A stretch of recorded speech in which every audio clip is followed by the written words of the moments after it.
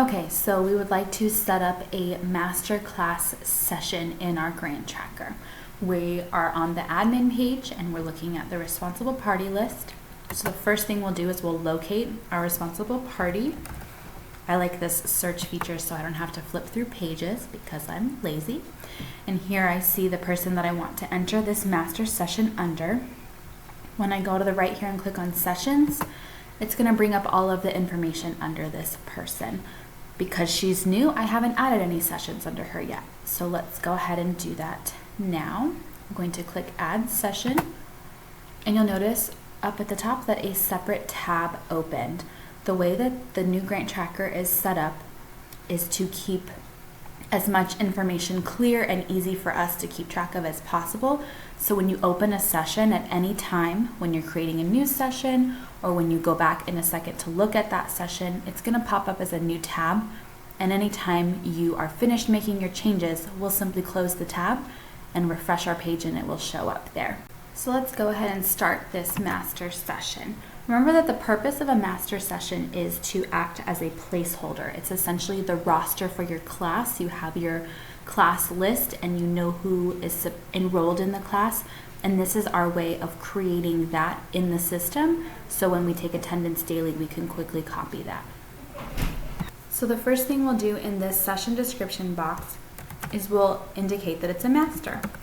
We are going to add in 2 asterisks, the word master, and 2 more asterisks. This is how we will always, every time, know quickly that this is a master, the roster that we're going to take copies of. And this is also how the system will know to remove the word master from a copy. If you do not do it like this, the system will not remove it for you. The old system, you had to do it manually. We've set this up to help you out, to do it for you, but if you don't follow the format, it's not going to do that. The next portion that we're going to do is we're going to add the name of the class. And we ask that this name match all of the other places you've added that name. So on your program description table, on your master class schedule, any of the information that you include with your payroll, everything should line up with the same class names. Something new in this system is we are requiring that you also include the grade levels served at the end of this description. It is important for us to know which students are in this class, who the class was designed for, when we have any sort of data discrepancy, when we're reporting, when we're trying to quickly tell district leadership what's happening. We need to know at a glance who is involved in this class. This will also help you going forward. If you have 3 tutoring classes, you'll know which one is your 4th grade class, which one's your 5th grade class, etc. If this were the entire school, you could do a K through 5th indicator. No matter who it is, we should spell it out for the person. This next portion is session type. You have 3 session type options. Each of these will give you a different set of people that you can enter attendance for. Student will only give you the option to add student attendance. Family will give you the option to add anybody. Parent will give you adult family members only. And another time we'll look at these 2 options, family and parent. For now, we're going to keep it with student. This activity box is populated by me for 21st century. So when we go in here and we look at the different drop-down options, if you do not see something in this drop-down that matches what you need, go ahead and let me know and I will add this to you. That way you don't have to sort through the 400 different options that are available. You only look through what you have requested of me. This next portion gives you the option to add more than 1 responsible party. This is usually very helpful when you are entering showcase attendance, or if you have a class where you have 30 kids and 2 teachers. You can scroll through the list and click on the person who was also a responsible party for that class. If you added that person by mistake, you can click on them on this right portion and it'll put them back on this optional list. I'm going to leave myself here for later. The session date for a master session is very important. The way Grant Tracker lists things is in reverse chronological order, with the most in the future, present, and going forward session at the very top.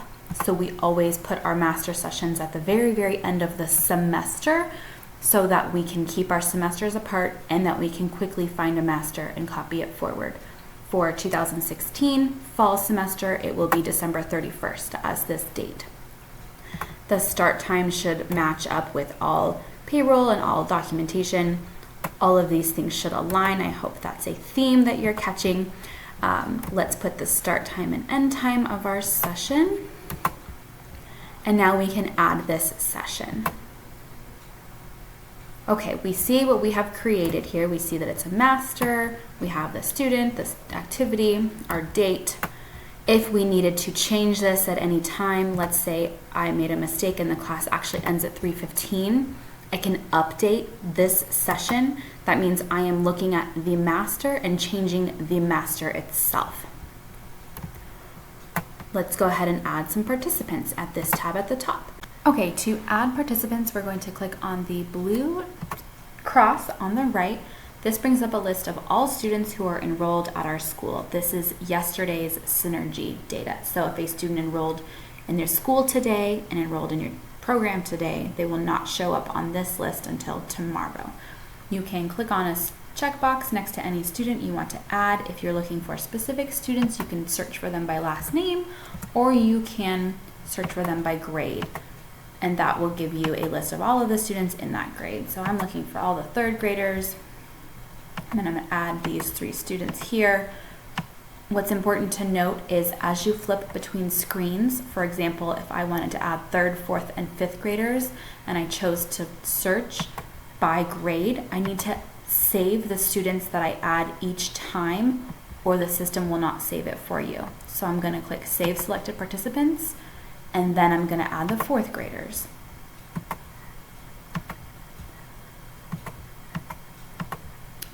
Hopefully that is clear. So once you have added all of the students that you would like to for your session, you are complete. You have saved your session, you've saved your participants.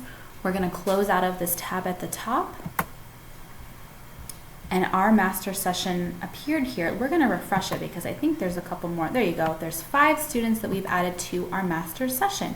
We have now created a master session. If your session did not pop up here right away, click this refresh button and it will instantly show up.